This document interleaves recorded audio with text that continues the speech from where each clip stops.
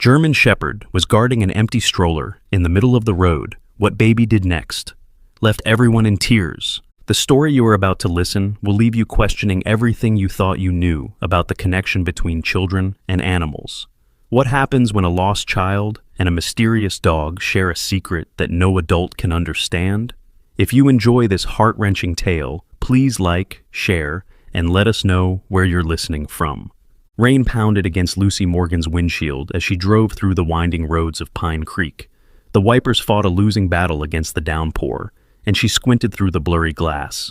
Her shift at the hospital had been brutal. 12 hours of emergencies, one right after another. All she wanted was to get home, pour a glass of wine, and sink into her couch.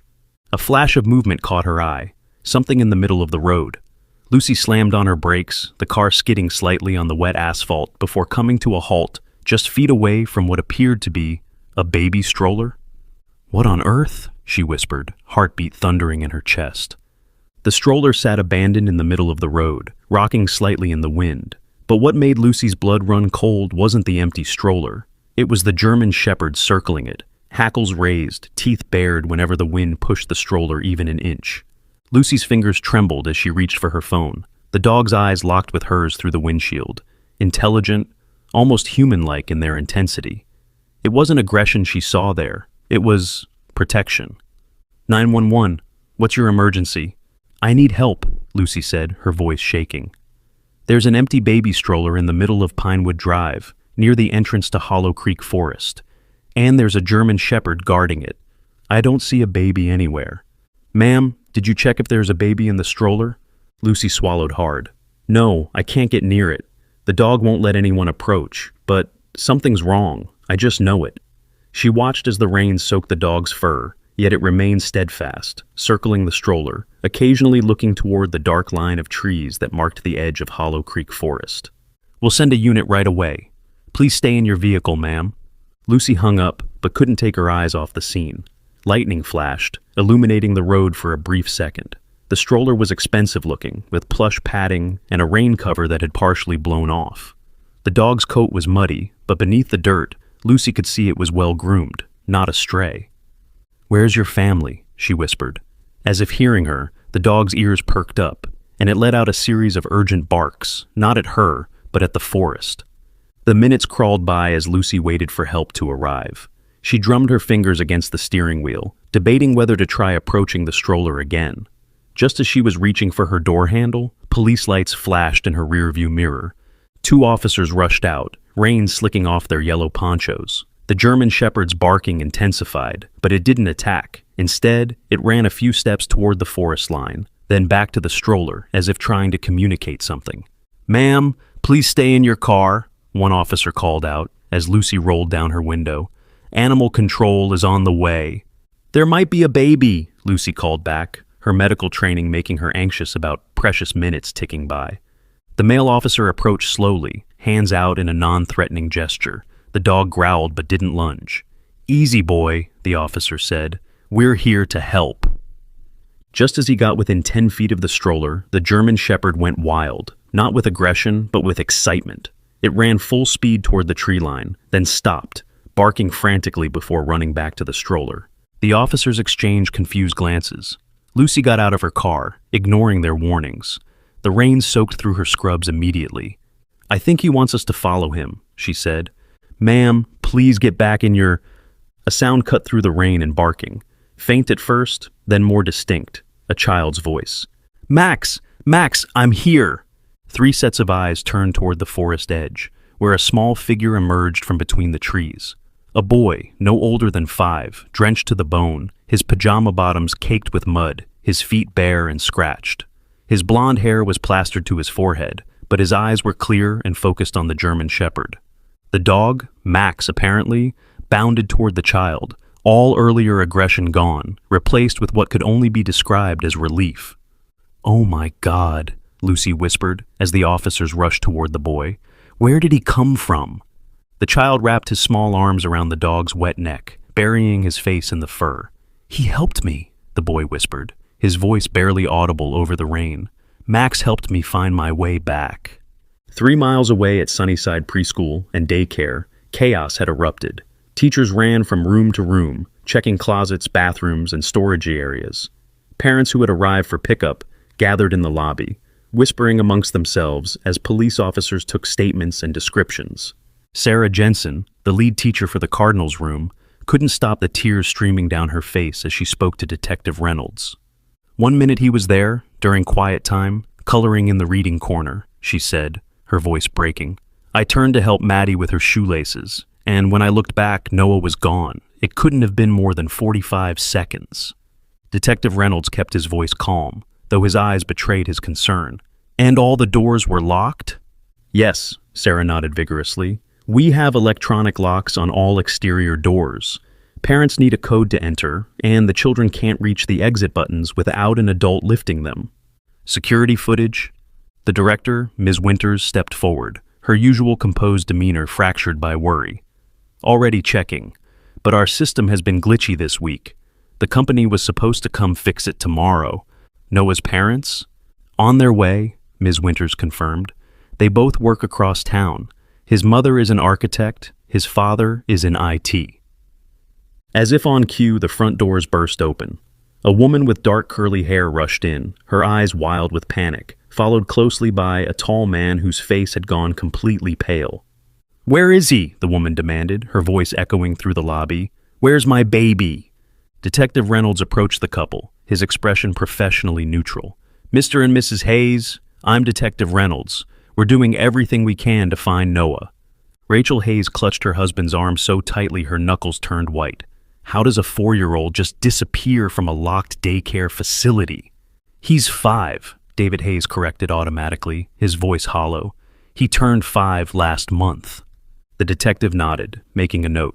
Right, 5 years old, blonde hair, blue eyes, approximately 3.7, wearing dinosaur print pajamas for nap time. Is that correct? Rachel nodded frantically. He has a small birthmark on his right wrist, like a tiny heart. Please, you have to find him. It's going to storm badly. The weather alert said... Her voice broke, and she covered her mouth with her hand. Mrs. Hayes, Detective Reynolds said gently, was there anyone unusual who might have shown interest in Noah recently? Anyone who shouldn't have the door code? David's head snapped up. Are you suggesting someone took him? Before the detective could answer, his radio crackled. He stepped away to answer it, and the Hayes watched his expression shift from concern to confusion. Say again? A child found where? He listened intently, then turned to the anxious parents. They found a boy matching Noah's description about 3 miles from here, near Hollow Creek Forest. He's with a German shepherd that was guarding a baby stroller in the middle of the road. Rachel gasped. We don't have a dog, or a stroller anymore. Noah hasn't needed one in years. Detective Reynolds was already moving toward the door. We should go, now. As they rushed outside, the skies opened up completely. Thunder cracked overhead as they piled into the detective's car and sped away from Sunnyside. Noah has always been different, David said quietly from the back seat. He sees things other kids don't. Rachel shot him a warning look, but the detective caught her expression in the rearview mirror. Different how? He asked. David hesitated, then sighed. This morning, before daycare, he told Rachel he heard someone calling him from under the trees, said it was important. We thought he was just playing pretend.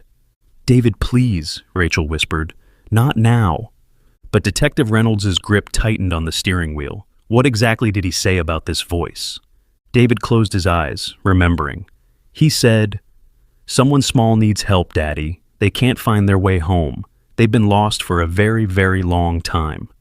As lightning flashed across the sky, illuminating the road ahead, Rachel's breath caught in her throat. Oh, God, she whispered.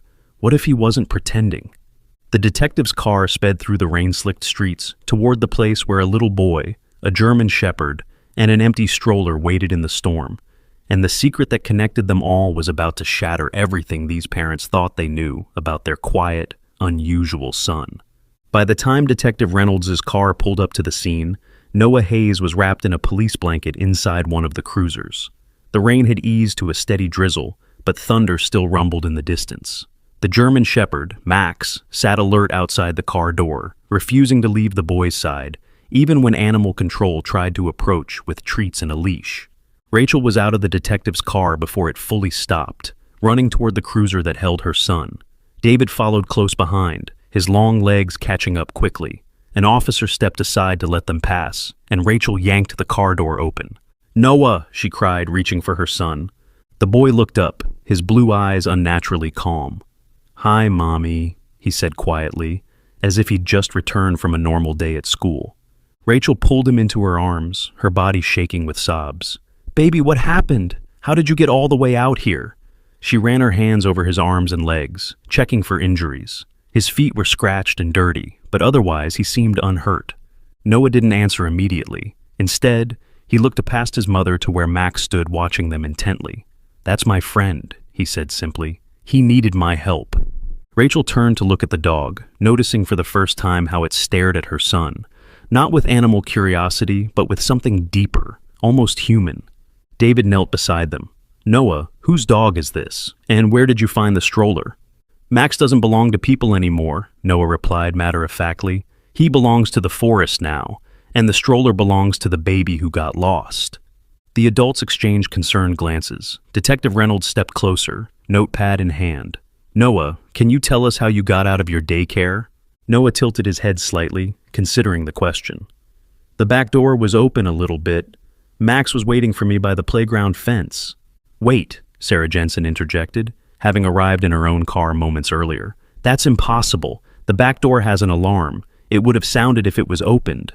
"Not if the power went out for a second," Officer Parker noted. "We've had reports of brief outages all over town because of the storm." Detective Reynolds turned back to Noah. "You're saying this dog, Max, was waiting for you at your daycare? How did you know his name?" Noah's expression remained serene, almost eerily so for a child who had just been through such an ordeal. "He told me his name, in my head, like how he told me about the baby." Rachel's arms tightened protectively around her son. "Noah, honey, dogs can't talk."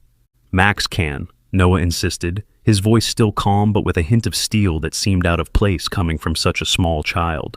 "Not with words like people use, but with pictures and feelings. He showed me." David ran a hand through his wet hair, his expression torn between concern and a strange, reluctant fascination. "What did he show you, buddy?" Noah looked directly at Detective Reynolds instead of his father. "He showed me that a long time ago. A baby was in that stroller." He pointed to the abandoned stroller, which had been moved to the side of the road. "And then the baby wasn't there anymore. Max tried to find the baby, but people thought he was bad and chased him away. So he's been looking and looking all by himself." Lucy Morgan, who had remained at the scene despite officers suggesting she could leave, stepped forward. Her medical training made her notice something the others might have missed. The boy wasn't shivering despite being soaked through. His voice hadn't wavered once. Most children his age would be hysterical after such an experience, yet Noah spoke with the measured certainty of someone much older. "Noah," she said gently, crouching down to his level. "I'm Lucy. I'm a nurse. Can you tell me where Max took you today?" Noah studied her face for a moment before deciding she was worthy of an answer. "To the high place where the ground falls away, where the baby was last. He needed me to help, because I'm small enough to get to places he can't anymore. Max is getting old." As if understanding he was being discussed, the German Shepherd padded closer, ignoring the wary looks from the officers. He stopped beside Noah and gently pressed his wet muzzle against the boy's cheek. "The high place?" Detective Reynolds repeated. "Do you mean the cliffs by Hollow Creek?" Noah nodded. "Where the ground is soft and the trees make a circle, where the vines grow like ropes." David's face paled. "Those cliffs are dangerous. There have been landslides there. How did you even know how to get there?" "Max showed me the way," Noah said simply, "and he held my pajamas in his teeth when the ground got slippery." Officer Parker cleared his throat. "Sir, we found muddy paw prints and small footprints heading up toward the North Trail. It leads to an overlook above the creek. It's about a mile into the forest." As they spoke, a young officer approached Detective Reynolds with a plastic evidence bag. "Detective, we found this caught in the stroller wheel. It looks like it's been there a while." Rachel gasped softly as Reynolds held up the bag. Inside was a tattered piece of fabric, once pink, now stained with dirt and age, but clearly part of a baby blanket. A faded embroidered letter L was visible in one corner. "That's part of her blanket," Noah said, his eyes fixed on the bag. "Max remembered the smell. That's why he stays near the road, so he can smell if she comes back." The air seemed to still around them as the implications of Noah's words sank in. Detective Reynolds exchanged a significant look with Officer Parker before turning back to the Hayes family. "I think we need to take this conversation somewhere dry," he said carefully, "and I'd like to have someone from Child Services present when we continue, just as a precaution." Rachel bristled. "Our son hasn't done anything wrong." "No, Mrs. Hayes, he hasn't, but he may have found something very important, and we need to make sure we handle this properly." Lucy stepped forward again. "I can check him over at the hospital if that would help. Make sure he's physically okay." Noah, who had been watching the adults with that unsettling calm, suddenly spoke up. "Max needs to come too. If he stays outside alone again, the bad man might find him." David frowned. "What bad man, Noah?" Noah's expression clouded for the first time. "The man who took the baby, the one who hurt Max when Max tried to stop him. Max has been hiding from him for a long, long time." A heavy silence fell over the group as rain continued to patter against the cruiser roof. Detective Reynolds closed his notebook with a snap. "The dog comes too," he said decisively. "I want to hear everything this boy has to say." As they prepared to leave, Noah wiggled free from his mother's arms and walked over to the stroller. Everyone watched as he placed his small hand on the empty seat, closed his eyes for a moment, then nodded as if confirming something to himself. "She's been waiting a long time," he said to no one in particular, "but now we can help her. Max says it's time." Behind him, the German Shepherd let out a soft whine that raised goosebumps on every adult present. Whether from the cold rain or from something more unsettling, no one could quite say. Something had been set in motion by this strange meeting of a boy and a dog, something that had begun long before today's storm. As Noah climbed into the back of his parents' car, with Max reluctantly allowed to join him, he looked out the window toward the dark line of trees that marked the edge of Hollow Creek Forest. For just a moment, his eyes seemed older than his 5 years, filled with a knowledge no child should possess. "She's closer now," he whispered to Max, who rested his head on the boy's lap. "I can feel her." David Hayes, climbing into the driver's seat, caught his son's words in the rearview mirror. He exchanged a worried glance with Rachel before starting the engine. "We'll figure this out," Rachel said softly, though whether she was reassuring her husband, her son, or herself wasn't entirely clear. Behind them, the abandoned stroller rocked gently in the wind, its empty seat now a haunting reminder of a mystery that had lain dormant for years, until a boy who could hear things others couldn't followed a dog who had refused to forget. Early the next morning, despite the protests of both his parents, Noah insisted on returning to the forest. The storm had cleared overnight, leaving behind a world washed clean, the morning sun glinting off wet leaves and puddles. Detective Reynolds had asked the Hayes family to come to the station first, where a child psychologist and a representative from Child Services waited. "I need to show you where Max took me," Noah said, his voice quiet but firm as he sat in the station's family room. He hadn't let the German Shepherd out of his sight since their reunion, and now Max lay at his feet, alert and watchful. Dr. Fiona Barnes, the child psychologist, smiled warmly at Noah. "And we'd like to understand what happened yesterday, Noah, but first, could you tell me more about how you met Max?" Noah stroked the dog's head absently. "I didn't meet him yesterday. I've known him for a long time. In my dreams." Rachel and David exchanged worried glances. This was news to them. "In your dreams?" Dr. Barnes prompted gently. Noah nodded. "He's been trying to find me for years. He says I'm the only one who can help because I can hear him, and because I'm small enough." "Small enough for what, honey?" Rachel asked, trying to keep her voice steady. Noah looked up at his mother with those unsettlingly calm eyes. "Small enough to reach the place where the baby fell." The room went silent. Detective Reynolds, who had been observing from the doorway, stepped forward. "Noah, are you saying a baby fell somewhere in the forest?" "Not fell," Noah corrected. "Was dropped. The bad man dropped her when Max bit him. That's how Max got hurt." He pointed to a scarred area on the dog's hind leg that none of the adults had noticed before. "The bad man kicked him really hard and took the stroller away, but he didn't get the baby. She was already gone." Dr. Barnes maintained her professional composure, though her pen hovered motionless above her notepad. "And when did this happen, Noah?" Noah shrugged. "A long time ago, before I was born. Max has been waiting for someone who could hear him. He tried lots of kids, but none of them could understand until me." Detective Reynolds looked at Officer Parker, who stood nearby. I think we need to take a look at where this boy went yesterday. Within the hour, a small group had assembled at the trailhead leading into Hollow Creek Forest. Detective Reynolds and Officer Parker led the way, followed by David carrying Noah, with Max trotting alongside them. Rachel walked with Dr. Barnes, while 2 additional officers brought up the rear. They'd left the social worker back at the station, promising to return for a formal interview afterward. "This way," Noah pointed, directing them off the main trail onto a barely visible deer path. The ground was still muddy from yesterday's rain, making the going slow. "Are you sure this is safe?" Rachel called from behind, watching her husband carry their son deeper into the trees. "Max says it's okay now," Noah replied. "The bad man doesn't come here anymore. He thinks the baby is gone forever." After 20 minutes of careful hiking, with Max sometimes getting ahead and waiting impatiently for the humans to catch up, they reached a small clearing. Above them, the trees thinned out, revealing a steep rise that led to what the locals called Hollow Point, a rocky outcropping that overlooked the creek far below. "Up there," Noah pointed. Detective Reynolds frowned. "That's pretty steep, son. Are you sure that's where you went yesterday?" Noah nodded. "Max helped me. He pulled me up with his teeth when it got too slippery." Officer Parker shone his flashlight on the muddy slope. "There are fresh tracks here, small footprints and paw prints, just like the boy said."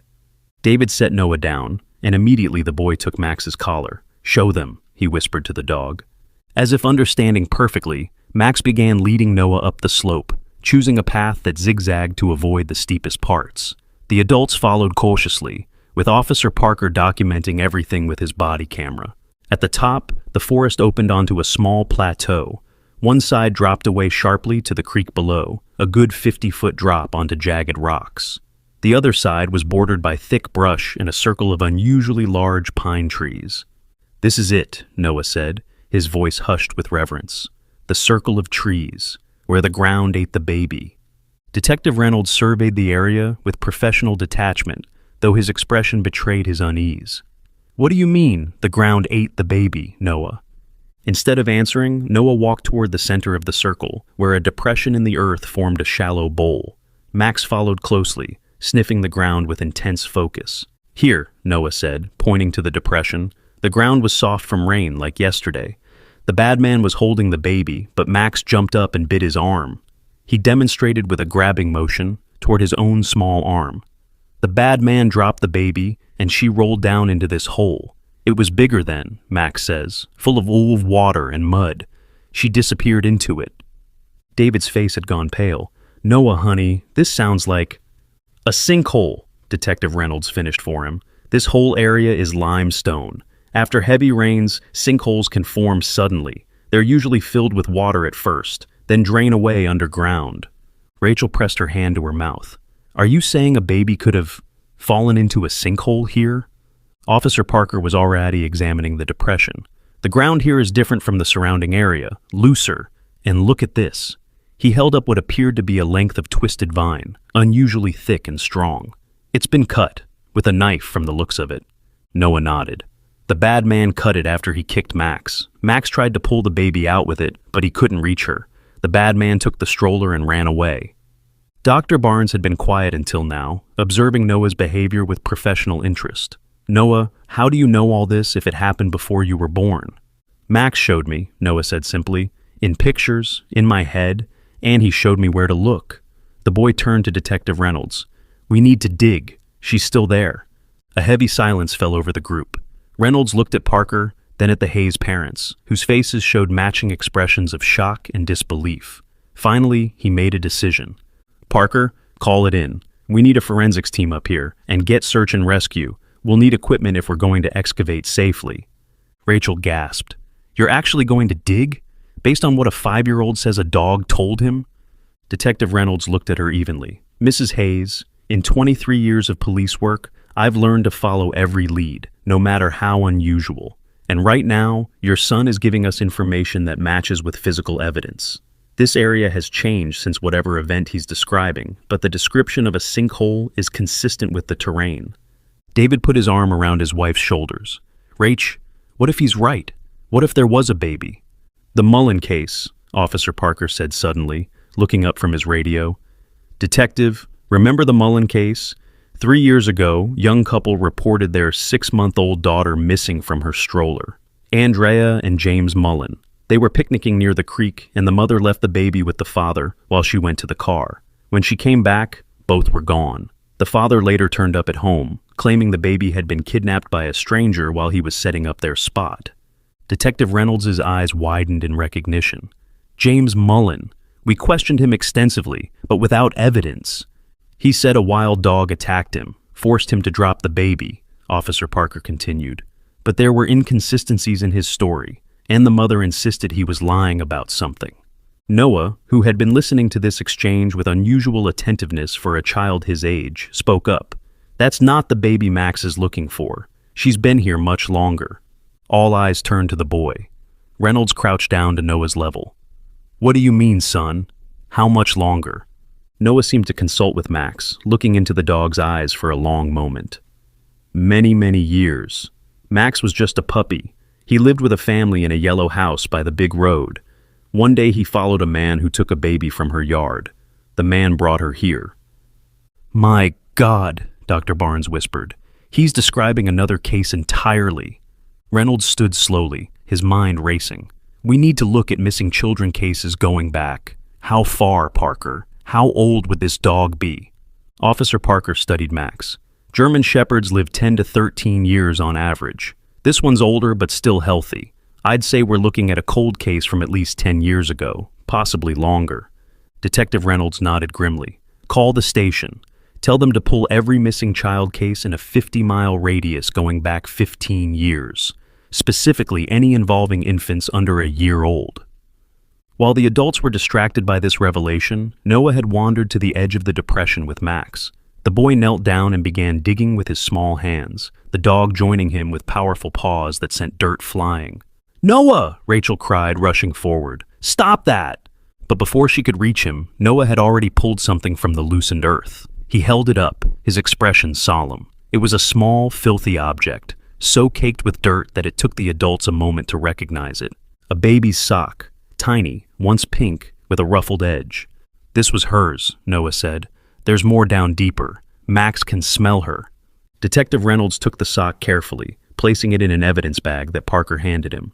I think we've seen enough, he said quietly. Parker, get that forensics team up here now, and make sure they bring ground-penetrating radar. If there's anything down there... Rachel had gone very still, staring at her son with a mixture of awe and terror. Noah, how did you know where to dig? Noah pointed to Max. He remembered the smell. It's stronger when the ground is wet, like after the storm. That's why he wanted me to come yesterday. The boy looked up at Detective Reynolds. We need to dig more. Max says she's been waiting a long time to go home. Reynolds nodded solemnly. We will, son, but we need special equipment, and we need to do it carefully to protect any evidence. Noah seemed to accept this. He stood and brushed the dirt from his hands. The stroller is important too, he said suddenly. It doesn't belong to the baby in the ground. It belongs to another baby. The one from the couple you were talking about. Parker and Reynolds exchanged shocked glances. You mean the Mullen case? Parker asked. Noah shrugged. I don't know their name, but Max says the same bad man took both babies. He left the stroller on the road yesterday so we would find it, so we would know the babies are connected. The implications of this statement hung heavy in the clearing. If what Noah was saying was true, they weren't looking at one case, but potentially two, separated by years, but connected by the same perpetrator. David stepped forward and picked up his son. I think that's enough for today. Noah needs rest. To everyone's surprise, Noah didn't protest. He simply laid his head on his father's shoulder, suddenly looking every bit the tired 5-year-old he was. Max can stay with the spot, he murmured. He's good at guarding. As if understanding, the German Shepherd sat down firmly at the edge of the depression, his posture alert and protective. Detective Reynolds nodded. We'll have officers here round the clock, and we'll take good care of Max. As they made their way back down the slope, Noah already half asleep in his father's arms, Rachel fell into step beside Dr. Barnes. What's happening to my son? She whispered. How can he know these things? Dr. Barnes watched Noah thoughtfully. There are many things we don't understand about the human mind, Mrs. Hayes, especially children's minds. They're more open in some ways than adults, more receptive. You think he's actually communicating with that dog? I think, Dr. Barnes said carefully, that your son has a genuine gift for empathy and intuition. Whether that extends to actual communication with animals is beyond my expertise to say. But what's clear is that he's connected to something important here, something that might bring closure to a family that's been waiting a very long time. Behind them, at the top of the slope, Max remained motionless, guarding the spot where, if Noah was to be believed, a lost child had been waiting to be found for more than a decade. The news about the stroller in the road and the discovery at Hollow Point spread through Pine Creek like wildfire. By afternoon, the local paper had picked up the story, and by evening, regional news vans had arrived, setting up camp outside the police station, where Detective Reynolds was scheduled to give a press conference. Meanwhile, at the Hayes home, Rachel answered the door to find a woman she didn't recognize, slim, with auburn hair streaked with premature gray, and eyes that held a kind of desperate hope that made Rachel's heart clench. "Mrs. Hayes," the woman said, her voice trembling slightly, "I'm Andrea Mullen. I believe your son found my daughter's stroller yesterday." Rachel hesitated, remembering Detective Reynolds' warning not to discuss the case with anyone, but the raw pain in Andrea Mullen's eyes made it impossible to turn her away. "Please, come in," she said, stepping aside. They sat in the living room, where Noah was playing quietly with building blocks. Max had been temporarily taken to the veterinarian for a thorough examination and documentation of his old injuries, much to Noah's dismay. But the boy had finally relented when Detective Reynolds promised the dog would return by evening. "Thank you for seeing me," Andrea said, perched on the edge of the sofa as if ready to flee at any moment. "The police wouldn't tell me much, but when I heard a stroller had been found near Hollow Creek, I just knew it was Lily's." Rachel nodded sympathetically. "I understand they confirmed it was yours." "Yes." Andrea's hands twisted in her lap. "It was custom made, with an engraving on the handle. James, my ex-husband, bought it before she was born." Her voice caught. "I've been looking for her for 3 years. The police, they suspected James, but there was never enough evidence. He always claimed a wild dog attacked him, and a stranger took advantage of the chaos to grab Lily." Noah, who had been quietly arranging his blocks in a circle that resembled the formation of trees at Hollow Point, looked up suddenly. "It wasn't a wild dog," he said clearly. "It was Max, and there was no stranger, just the bad man." Andrea's head snapped toward Noah, her eyes widening. "What did you say, sweetheart?" Rachel started to intervene. "Noah, honey, maybe you shouldn't," but Noah continued, his gaze fixed on Andrea with that same eerie calm he'd shown at the clearing. "And Max bit the bad man because he was hurting the baby. The bad man kicked Max really hard and threw the baby. Then he took the stroller and ran away." Andrea's face had gone completely white. "How could you possibly know?" "The German Shepherd," she whispered, a terrible recognition dawning in her eyes. "James came home with a bite on his arm. He said it was from a wild dog, but it was a clean bite, not a ragged one. The police said it looked more like a domestic dog attack." She stared at Noah. "And his leg was bruised. He said he fell running away from the dog, but—" "He was lying," Noah said simply. "Max knows." Andrea's breathing had become rapid, her hands shaking visibly now. "James always insisted the stroller was taken too, but the police thought that was suspicious. Why would a kidnapper bother with a bulky stroller when they found no trace of it anywhere?" She turned to Rachel, her eyes swimming with tears. "And now it turns up 3 years later, in the middle of a road, guarded by a German shepherd?" Rachel wasn't sure what to say. The implications were too horrible to voice aloud in front of Noah, but Noah had no such reservations. The bad man kept the stroller in his secret place. Max found it and brought it to the road so people would know the truth, so they would look for the babies. "Babies!" Andrea's voice cracked on the word. "What do you mean, babies?" Before Noah could answer, there was a knock at the door. Rachel excused herself and went to answer it, grateful for the interruption. Detective Reynolds stood on the porch, his expression grave. "Mrs. Hayes, I'm sorry to disturb you, but we need to speak with Noah again. We've found something at the clearing, and—" He stopped short, looking past Rachel to where Andrea Mullen now stood in the hallway, her face tear-streaked. "Mrs. Mullen," he said, surprise evident in his voice, "what are you doing here?" "Is it true?" Andrea demanded, stepping forward. "Did you find something at Hollow Creek? Something connected to Lily?"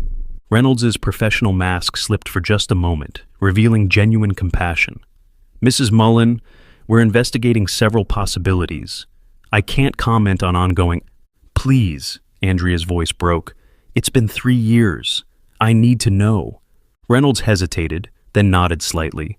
We've found evidence that may be connected to your daughter's case, and potentially to another, older case as well. That's why I need to speak with Noah again.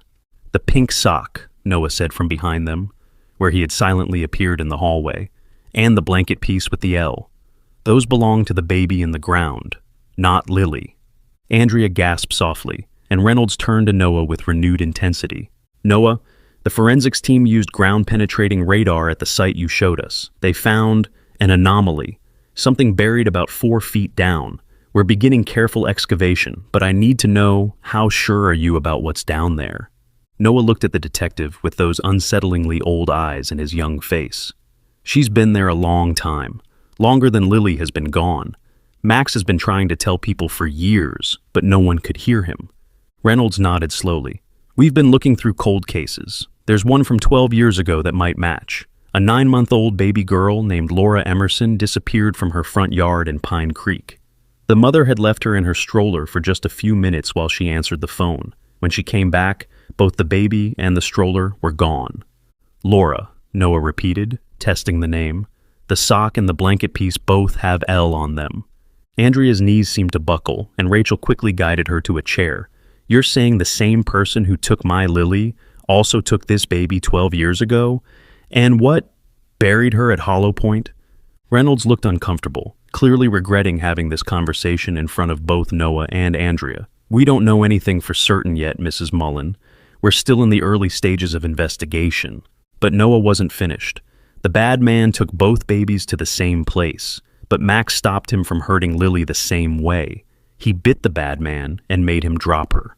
A terrible silence fell over the group as the adults processed what Noah was saying. If he was right, if this was indeed what had happened, then the implications for Lily Mullen were devastating. This bad man, Reynolds said carefully, crouching down to Noah's level. You've never seen him, have you, Noah? You only know what Max has shown you? Noah nodded. But I know what he looks like now. Max remembers.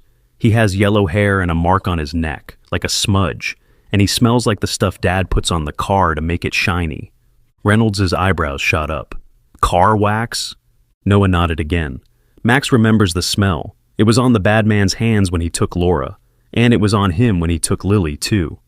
Andrea had gone very still. James works at a body shop, she whispered. He always smelled like car products when he came home. Reynolds straightened up, a new urgency in his movements. Mrs. Hayes, I need to take Noah to the station again. With your permission, of course. We have a sketch artist I'd like him to work with. Is that really necessary? Rachel asked, protectively moving closer to her son. He's already been through so much. Mom, Noah said, his voice oddly mature for his small frame. It's okay. Max wants me to help. He says it's important to find the bad man before he hurts more babies. Rachel looked from her son to the detective, then to Andrea Mullen, whose eyes pleaded silently for anything that might lead to answers about her daughter. Finally, she nodded. All right, but I'm coming too, and I want Max brought there as soon as the vet is finished with him. Reynolds agreed readily. Of course. And Mrs. Mullen, I think you should come to the station as well. We may have new questions about your ex-husband. As they prepared to leave, Noah tugged on Andrea's sleeve. When she looked down, the boy's eyes were filled with a compassion far beyond his years. Max tried really hard to save Lily, he said softly. He didn't want her to disappear like Laura did. That's why he's been waiting by the road all this time, waiting for someone who could understand him. Andrea knelt down, her eyes level with Noah's. And that someone was you, she whispered. Noah nodded solemnly. Max says sometimes kids can hear things grown-ups can't, because we still remember how to listen properly. As Rachel gathered Noah's jacket and prepared to follow Detective Reynolds to the station, she wondered what other things her extraordinary son might be able to hear, and what other long-buried secrets might soon come to light because of a boy who believed a dog could speak to him, and a German shepherd who had never forgotten the babies he couldn't save. Max was waiting for them at the police station, freshly bathed and sporting a bandage on his leg where the vet had taken tissue samples from his old scars. The moment Noah walked through the door, the German shepherd bounded toward him, tail wagging with unrestrained joy. Max! Noah dropped to his knees, wrapping his arms around the dog's thick neck. "Did they hurt you?" "Just routine examination," said Dr. Wilson, the veterinarian who had accompanied Max back to the station. "He's surprisingly healthy for a dog his age. Based on his teeth and joints, I'd estimate he's around 11 or 12 years old. The scarring on his hind leg is consistent with blunt force trauma that occurred many years ago. Someone kicked him, hard." Detective Reynolds nodded grimly, exactly as Noah described. Dr. Wilson crouched down beside Noah and Max. "There's something else you should know. We found a microchip." A ripple of surprise went through the group, gathered in the station's conference room. Reynolds, Parker, Rachel, David, Andrea, Mullen, and Dr. Barnes, who had been asked to observe Noah's interactions with the dog. "A chip?" Reynolds asked. "Was it registered?" "It was," Dr. Wilson confirmed, handing him a printout. "To a family named Calloway. They reported him missing 12 years ago, right around the same time as the Laura Emerson kidnapping. They assumed he'd run away or been stolen." Reynolds studied the paper. "Coincidence?" "Wait," Andrea interrupted, her voice shaking slightly. "Calloway? As in Richard Calloway, the retired police officer?" Reynolds' head snapped up. "You know him?" "He was the first responder when I reported Lily missing," Andrea said, her eyes wide with shock. "He was the one who questioned James initially, before the investigation was turned over to you. I remember because he was particularly sympathetic. Said he knew what it was like to lose something precious." Noah, who had been silently petting Max, spoke up.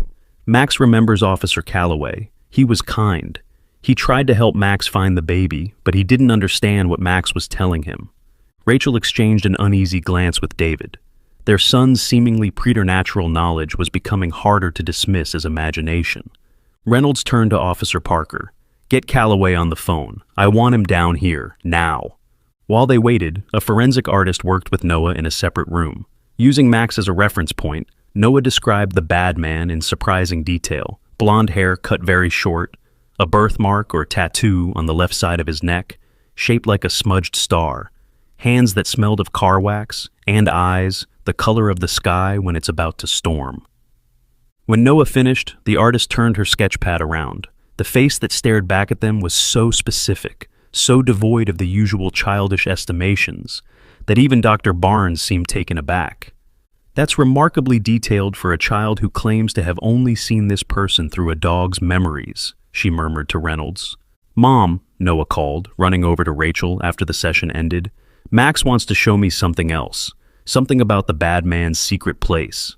"Noah, honey, I think you've done enough for today," Rachel said, stroking his hair. "You must be tired." "But it's important," Noah insisted, his eyes wide and urgent.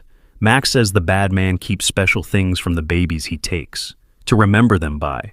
Like how I keep pretty rocks from places we visit." Reynolds, who had been consulting with Parker nearby, overheard this exchange. "Trophies," he said grimly. "Serial offenders often keep trophies from their victims." "We should let Noah rest," Dr. Barnes suggested. "He's had a very intense day." But before anyone could respond, the station door opened and a man in his 60s entered, tall, with silver hair and the confident bearing of someone who'd spent decades in law enforcement. Richard Calloway. Max's reaction was immediate and startling. The dog, who had been calmly sitting beside Noah, leapt to his feet and bounded across the room, his tail wagging so hard his entire body shook. The scene that followed brought tears to every eye in the room, Max whimpering with joy, pressing against his long-lost owner, while Calloway knelt on the floor, his weathered face awash with disbelief and happiness. "Max? My God, it really is you," Calloway whispered, his hands trembling as they ran over the dog's familiar form. "Where have you been, old friend?" Noah watched this reunion with his head tilted slightly, as if listening to something no one else could hear. After a moment, he walked over and placed his small hand on Calloway's shoulder. "Max says he's sorry he couldn't find Laura in time," the boy said softly. "He tried to tell you, but you couldn't understand him." Calloway's head snapped up, his eyes widening as they locked with Noah's. "What did you say?" "Laura," Noah repeated. "The baby who disappeared. Max tried to follow her smell, but no one would listen to him. So he kept going back to the place where she fell into the ground, hoping someone would follow him there." The retired officer's face drained of color. "How do you know about Laura Emerson? That was 12 years ago, before you were born." Max told me, Noah said simply. He remembers everything. Calloway looked from Noah to Reynolds, shock written across his features. What is this? Some kind of sick joke? Sir, Reynolds said carefully, we have reason to believe that the dog, your dog, Max, has been trying to lead people to evidence connected to the Laura Emerson kidnapping for years. Yesterday, he finally succeeded when he led Noah Hayes to a location at Hollow Creek, where we've found physical evidence that may be connected to the case. What kind of evidence? Calloway demanded, his arms still wrapped protectively around Max. A child's sock, a piece of blanket with the letter L embroidered on it, and what appears to be, Reynolds hesitated, glancing at Noah, a burial site. We're excavating now, with the proper care and forensic protocols. Calloway's breathing had become shallow, his eyes haunted. All this time, he whispered, all this time, he was trying to tell us. There's more, Reynolds continued. We believe there may be a connection between the Emerson case and a more recent kidnapping, the Lily Mullen case from 3 years ago. At this, Calloway's expression changed subtly. Something flickered in his eyes, recognition or perhaps alarm. It was gone so quickly that Reynolds might have missed it if he hadn't been watching carefully. The Mullen case, Calloway said, his voice carefully neutral, that was after my time. I only took the initial report. Yes, we know, Reynolds replied. Mrs. Mullen mentioned you were particularly sympathetic. Calloway nodded stiffly. Any officer would be, in a case involving a child. Noah, who had been watching this exchange with unusual intensity, suddenly spoke again. Max says you know the bad man's voice. You've heard it many times. On your radio. The room went very still. Calloway stared at Noah, his face unreadable. What do you mean, son? Instead of answering, Noah turned to Detective Reynolds. Can I see the picture of the bad man now? The one the lady drew? Reynolds hesitated, then nodded to Parker, who brought over the sketch. Noah took it and held it up for Calloway to see. Do you know him? Noah asked. Max thinks you might. Calloway took the sketch with trembling hands. For a long moment, he stared at it in silence. Then he looked up, his expression grim. This is Tim Weaver. He works at Eastside Auto Body. He used to be a dispatcher for the department before my time. And he's my nephew, my sister's boy. A collective gasp went through the room. Andrea Mullen pressed her hand to her mouth, her eyes wide with shock. Your nephew? Reynolds repeated, his voice carefully controlled. And did you know he was connected to James Mullen? Calloway's head snapped up. Connected how? They work at the same body shop, Andrea said, her voice barely above a whisper. James got Tim the job there after he was fired from his previous position. They're friends. They go fishing together. Reynolds was already signaling to Parker. Get units to Weaver's residence and workplace immediately, and put out an APB on James Mullen. I want them both brought in for questioning. Wait, Calloway protested, rising to his feet. You can't seriously believe Tim is involved in this? Based on what? A child's imagination and a dog's supposed testimony? And physical evidence, Reynolds countered, and the fact that your nephew has direct connections to both cases. That's more than enough for questioning. Noah, still standing beside Calloway, looked up at the retired officer with those unsettlingly old eyes. Max says sometimes the people closest to us have the darkest secrets. That's why he ran away that day, because he could smell Laura on Tim's hands. Calloway's face paled further. That's impossible. Tim was at our house for a barbecue the day before Laura disappeared. He was playing with Max. And the day after? Reynolds asked quietly. Calloway faltered. I don't remember. It was 12 years ago. Max remembers, Noah said softly. He bit Tim when Tim tried to take Laura away in her stroller. That's why Tim kicked him. That's why Max ran away from home. He was following Laura's scent. The implications of this statement hung heavy in the air. If Noah, or rather Max, was right, then Calloway's own nephew was responsible for Laura Emerson's disappearance, and possibly Lily Mullen's as well. Calloway sank back into his chair, his face ashen. This can't be happening, he murmured. Not Tim. He's family. Sir, Reynolds said, more gently now, we're going to need a statement from you about your nephew's activities around the time of both disappearances, and we'll need DNA samples to compare with what we're finding at the Hollow Creek site. Calloway nodded numbly, his hand still absently stroking Max's fur. Of course, whatever you need. While Reynolds continued speaking with Calloway, Rachel drew Noah aside. Honey, how are you feeling? This is a lot for someone your age to handle. Noah looked up at his mother, his expression serious but calm. I'm okay, Mom. Max is the one who's been carrying this for a long time. He's been very brave. And so have you, Rachel said, kneeling to hug him. Most grown-ups wouldn't believe what Max was telling them, but you did. Noah hugged her back. That's because I know how to listen properly. Lots of kids do, but they forget how when they get older. Over Noah's shoulder, Rachel caught David's eye. Her husband's expression mirrored her own, a mixture of pride, wonder, and lingering disbelief at the extraordinary situation they found themselves in. Across the room, Dr. Barnes was deep in conversation with Detective Reynolds. I've never seen anything quite like this, she admitted. Noah's descriptions are too specific, too consistent to dismiss as imagination. And the dog's behavior? I know, Reynolds agreed. I've worked with K9 units for years.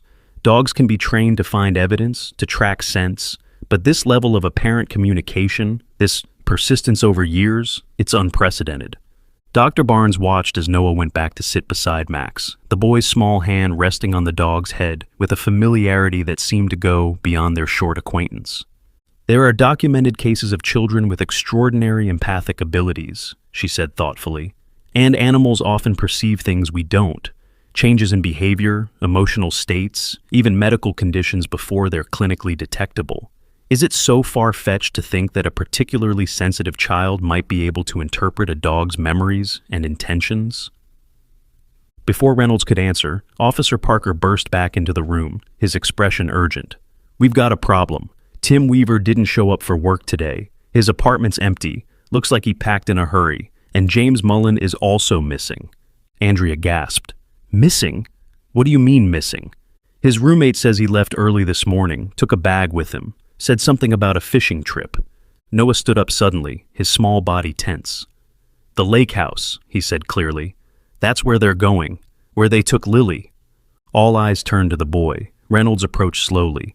What lake house, Noah? Max remembers Tim talking about it. A house by the water where no one would bother them, where the bad man keeps his special things from the babies. Reynolds turned to Calloway.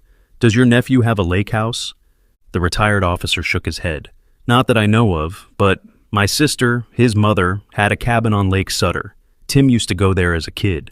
After she died, it sat empty for years. I don't even know if he kept it. Lake Sutter, Reynolds repeated, already reaching for his radio. Parker, get the address of that cabin and call for backup. If Weaver and Mullen are there. Noah interrupted, his voice suddenly urgent. We need to hurry. Max says the bad man will try to run away again, like he did with Laura and Lily. Reynolds hesitated, looking at the boy's serious face, then at Max, who had risen to his feet, his posture alert and ready. A decision formed in his mind, one that went against protocol, against his better judgment, and yet somehow felt right. Mrs. Hayes, he said to Rachel, I need to ask something unusual. Would you allow Noah to accompany us to this location? At a safe distance, of course. If Max really does have some connection to these events, he might help us locate evidence. And Noah seems to be the only one who can interpret his signals. Rachel's immediate instinct was to refuse, to protect her son from any further involvement in this dark, confusing case. But before she could speak, Noah looked up at her, with those eyes that seemed too old for his face. I need to go, Mom, he said quietly. Max has been waiting a long time to finish this, to make it right. And he needs me to help. David put his hand on Rachel's shoulder. We'll both go, he said. We won't let Noah out of our sight. Rachel looked from her husband to her son, then to Max, who was watching her, with an intelligence that was impossible to dismiss. Finally, she nodded. All right, she said, but Noah stays in the car, with us, at all times. He does not approach the cabin or any potential crime scene. Is that clear? Reynolds nodded gratefully. Absolutely clear, Mrs. Hayes. Your son's safety is our priority. As they prepared to leave, Calloway approached Noah one last time. The retired officer knelt down, bringing himself to the boy's level. Noah, he said, his voice thick with emotion, if what you're saying is true, if my nephew really did these terrible things, then I owe you and Max more than I can ever repay. You've done what I couldn't do for 12 years. Follow the trail to the truth. Noah studied Calloway's face with that same unsettling directness. Max says it's not your fault, he said finally. Sometimes the people we love the most are the ones we see the least clearly. Calloway's eyes filled with tears. He placed a gentle hand on Max's head, then stood and turned to Reynolds. I'm coming too, he said firmly. If Tim is involved in this, I need to see it with my own eyes. Reynolds nodded his understanding. Sometimes, the hardest truths were the ones we had to witness for ourselves. As they filed out of the station toward the waiting vehicles, Noah held tightly to Max's collar. The German shepherd moved with renewed purpose, as if he understood that his long vigil, his years of waiting for someone who could hear him, was finally coming to an end. It's going to be okay, Noah whispered to him. We're going to find Lily, and we're going to make sure Laura is never forgotten. I promise. Max looked up at the boy, and for a moment, it was almost possible to believe that the dog understood every word, that the bond between them transcended the normal boundaries of human and animal communication, that sometimes the purest souls among us are the ones who can hear what others cannot, the silent cries of those who need us most. Lake Sutter lay nestled among rolling hills about 40 miles outside of Pine Creek, its waters dark and still in the fading afternoon light. The convoy of police vehicles approached slowly, lights off, radios silent. At the lead, Detective Reynolds drove with Officer Parker beside him. In the back seat, Richard Calloway sat rigidly, his expression grim. In the second car, David and Rachel Hayes flanked their son, with Max sitting at Noah's feet. The German shepherd's posture was alert, his ears pricked forward as if already sensing something in the air. It's just up ahead, Reynolds' voice crackled through the radio. A quarter mile, then we turn off onto a private road. We'll stop there and assess. The cars pulled over at the turnoff, hidden from view of the main cabin by a stand of tall pines. Reynolds approached the Hayes vehicle. We've confirmed 2 vehicles at the property, Weaver's pickup and a sedan registered to James Mullen. We need to move carefully. If they're holding Lily... Noah pressed his face to the window. She's there, he said with quiet certainty. Max can feel it. She's scared, but she's alive. Reynolds glanced at Rachel and David. We're going to secure the perimeter, then approach. You stay here until we give the all clear. Understood? They nodded, and Reynolds returned to the lead car. A moment later, the officers began to move silently through the trees toward the cabin, weapons drawn. In the car, Noah fidgeted anxiously. Max needs to go with them, he said suddenly. He knows where to look. Noah, Detective Reynolds said we need to stay here, Rachel reminded him gently. But Max was already pawing at the door, whining softly. Noah looked at his parents, his eyes pleading. Please, Max has been waiting 12 years for this moment. He needs to help find Lily. David and Rachel exchanged worried glances. Honey, it's not safe, David began. I'll stay in the car, Noah promised. But Max needs to go. He can smell her. After a moment of hesitation, David cracked the car door. Max, stay with the officers, he instructed, as if the dog could understand his words. Perhaps he could, because the moment the door opened wide enough, Max slipped out and bounded silently after the retreating forms of Reynolds and his team. Be careful, Noah whispered after him. Minutes ticked by in tense silence. From their position, they could see little of what was happening at the cabin. Occasionally, they caught glimpses of officers moving into position around the perimeter. Then, suddenly, a flurry of activity, shouting, a door being broken down, more shouting. And then, a sound that made every hair on Noah's arm stand up. A child's scream. Lily, he whispered. What happened next would later be pieced together from officer statements, evidence collected from the scene, and, yes, Noah's uncanny insights about what Max had witnessed. Tim Weaver and James Mullen had indeed been at the cabin, preparing to flee the country with forged passports found in their possession. They had been partners in more ways than one. James had helped cover for Tim's crimes, and in return, Tim had allowed James access to the children he took. It was a darkness too terrible for most minds to comprehend. And, most importantly, Lily Mullen was there, alive, though traumatized from 3 years of captivity. She had been kept in a hidden room beneath the cabin, accessed through a trapdoor concealed under a rug. A room filled with trophies from other victims, small shoes, pieces of clothing, blankets, items that linked Tim Weaver to at least 4 child disappearances spanning 15 years. When the police burst in, Weaver had tried to escape through a back window. That was when Max, following his own instincts rather than police protocol, had intercepted him, launching himself at the man who had kicked him 12 years ago, bringing him down with a precision that belied his age.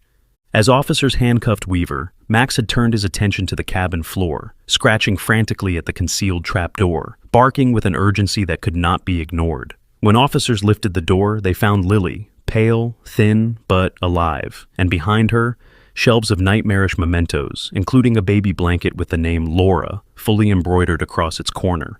Back in the car, Noah sat up suddenly. "They found her," he said, his voice filled with wonder. "Max found Lily. She's coming out now." Rachel and David, who had seen and heard nothing from their vantage point, exchanged doubtful glances, until, moments later, they watched as an officer emerged from the cabin, carrying a small, blanket-wrapped figure. Behind them came Max, trotting proudly as if leading a procession. "Oh my God," Rachel whispered, tears filling her eyes. "He was right." Andrea Mullen, who had remained at the station under the care of a victim advocate, would soon be reunited with the daughter she had thought lost forever.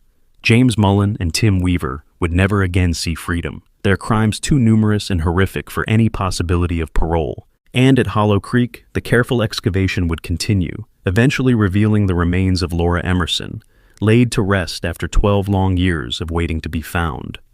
The evidence collected from the cabin would provide the final links needed to bring closure to her family as well. As Max trotted back to the car, his mission finally complete, Noah opened the door and threw his arms around the dog's neck. "You did it," he whispered into the soft fur. "You found them both. You finished what you started 12 years ago." Max licked Noah's cheek, his brown eyes seeming to hold a wisdom and relief that transcended simple animal emotion. For a moment, it was easy to believe that he understood exactly what Noah was saying, that the strange bond between them had made possible what years of conventional investigation could not. "Noah," David said softly, watching his son with the dog, "how did you know? How could you possibly have known all these things?" Noah looked up at his father, his expression serene. "I told you, Dad. Max told me. I just knew how to listen." As police lights flashed across the darkening landscape, and officers secured the scene of one of Pine Creek's longest-standing mysteries, a boy and a dog sat together in peaceful communion. Two souls who had, against all odds, found a way to bridge the silence between species to right a wrong that had haunted them both, though in very different ways. And somewhere, in whatever place holds the spirits of those who leave this world too soon, little Laura Emerson could finally rest in peace, knowing that the loyal guardian who had tried to save her had, in the end, brought her justice, with the help of a boy who could hear what others could not. 6 months later, Noah Hayes sat on the front porch of their house, his homework spread across the wooden steps. Beside him, Max dozed in the afternoon sun, occasionally opening one eye to check on his young companion. The German Shepherd had officially become part of the Hayes family after Richard Calloway, devastated by his nephew's crimes, had asked if they would care for Max permanently. "He belongs with Noah," Calloway had said, his voice thick with emotion. "They understand each other in a way I never could." The transition hadn't been without its challenges. Max suffered from nightmares, just as humans do, often waking in the middle of the night, whimpering and searching for Noah. But slowly, with patience and love, the dog was learning to be a pet again, rather than a guardian carrying an impossible burden. Noah had changed too. His parents had noticed how he would sometimes pause in the middle of conversations, his head tilted as if listening to something they couldn't hear. When they asked about it, he would simply say, "Max is telling me something," and that had become normal in their household. "Noah, honey, come inside," Rachel called from the doorway. "There's someone here to see you."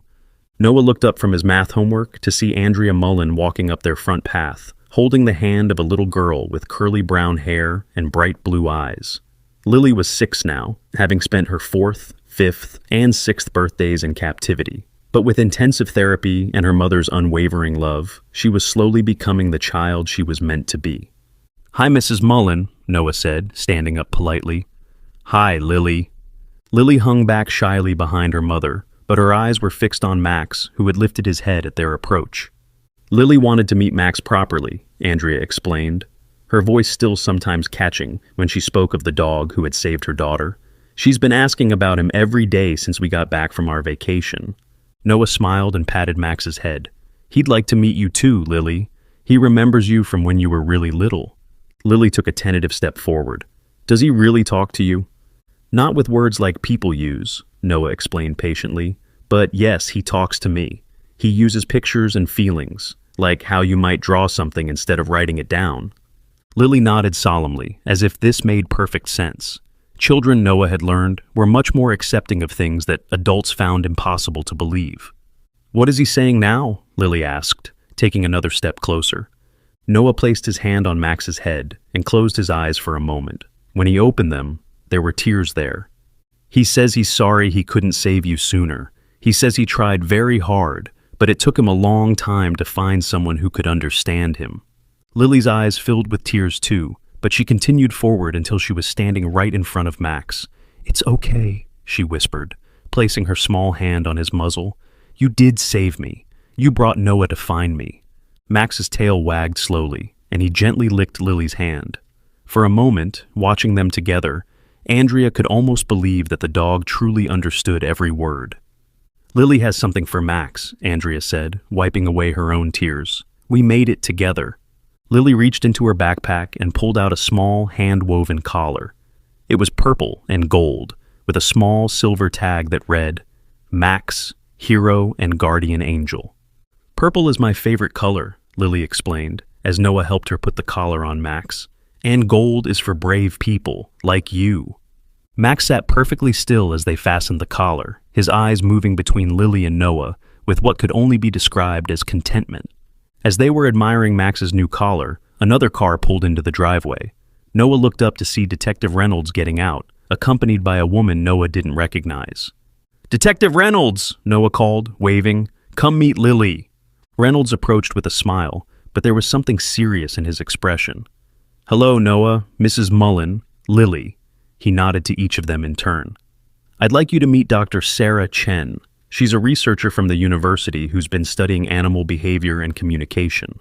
Dr. Chen, a woman in her 40s with kind eyes behind wire-rimmed glasses, knelt down to Noah's level. Hello, Noah. I've heard some very interesting things about you and Max. I wonder if you'd be willing to help me with some research. Noah looked at his parents, who had come out onto the porch, then back at Dr. Chen. What kind of research? I study how animals and humans communicate, she explained. There are many cases throughout history of people who seem to have special connections with animals. I'd like to document your experiences with Max, if you're comfortable with that. Noah considered this. Will it help other kids understand their pets better? It might, Dr. Chen said, and it might help us understand how to solve crimes using animals' knowledge and instincts. We'd be honored to help, Rachel said, speaking for the family. Noah's gift has already changed so many lives. Detective Reynolds cleared his throat. Actually, that's part of why I'm here. We've had 3 more cases in the region where animals have been trying to lead people to evidence. Dogs mostly, but also a cat. And, believe it or not, a horse. We think there might be more children and families out there who could benefit from Noah's abilities.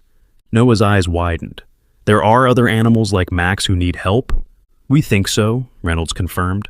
If you're willing, and if your parents agree, we'd like to work with you on a consulting basis.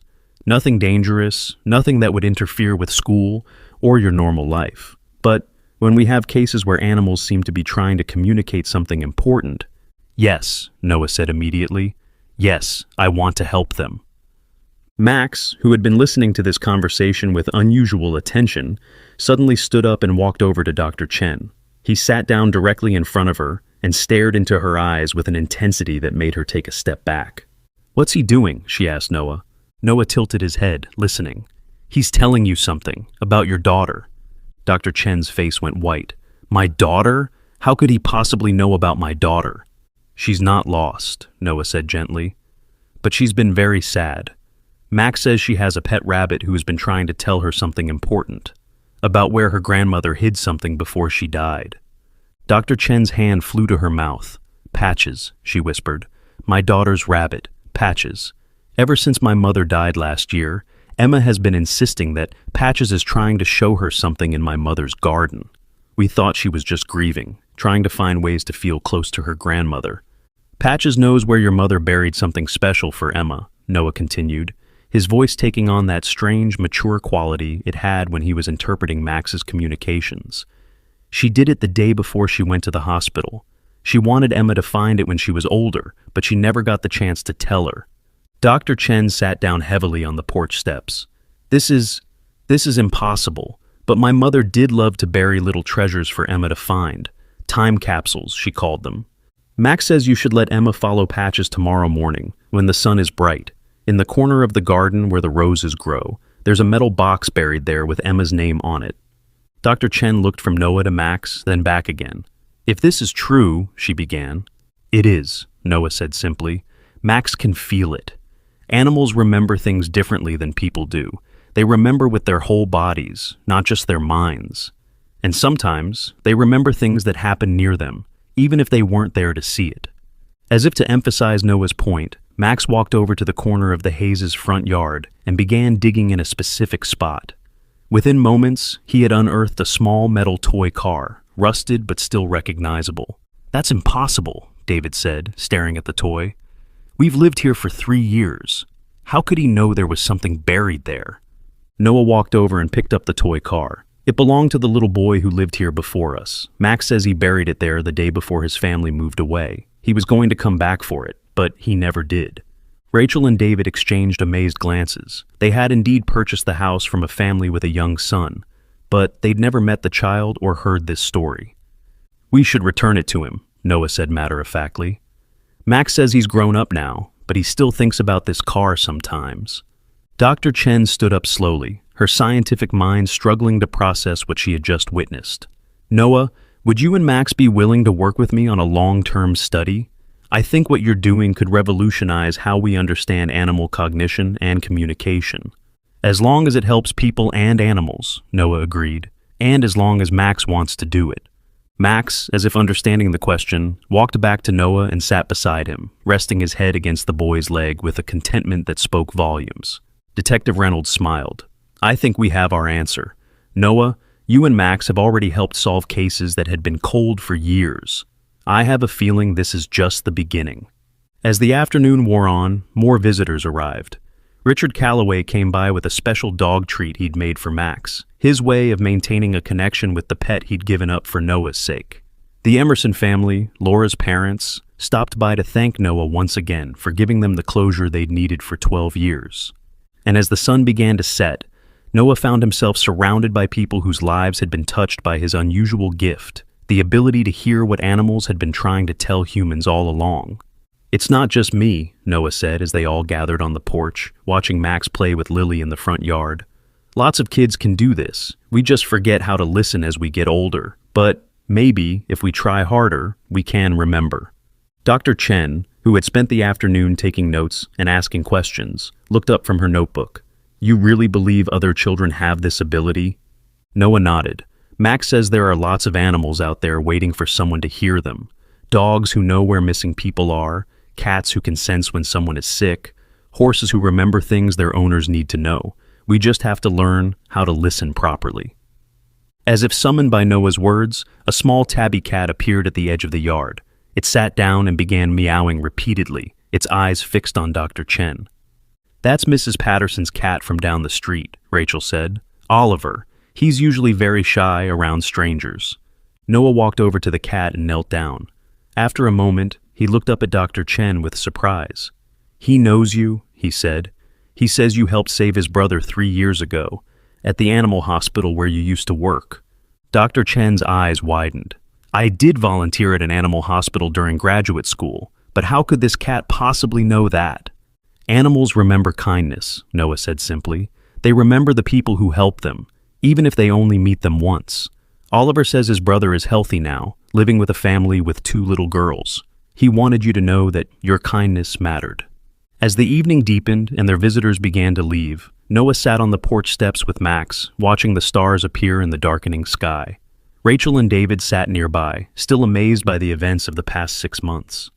Noah, David said gently, do you ever wish you were just a normal kid, without this gift?